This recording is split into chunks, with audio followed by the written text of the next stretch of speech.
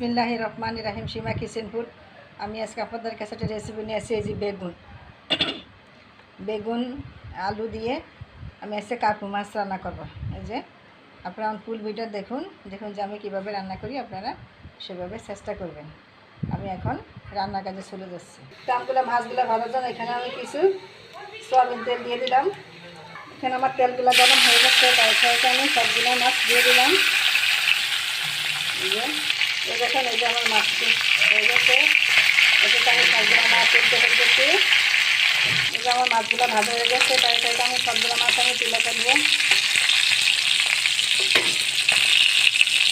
তো আমার মাছগুলো ভাজা হয়ে গেছে। এখন আমি এখানে পেঁয়াজ একটু ভাজা ওটা এখানে আমি 1 চামচ পরিমাণ আদা বাটা দিলাম, 1 চামচ পরিমাণে জিরার গুঁড়া, 1 চামচ পরিমাণে ধনিয়ার গুঁড়া।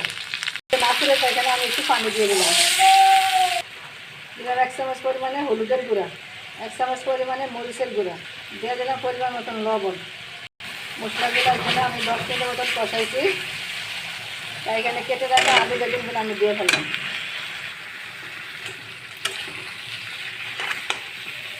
এখানে তরকারিটা আমি মিনিমাম 10 মিনিট কষাইছি, তাই এখানে আমি কিছু পরিমাণে পানি দিয়ে দিলাম।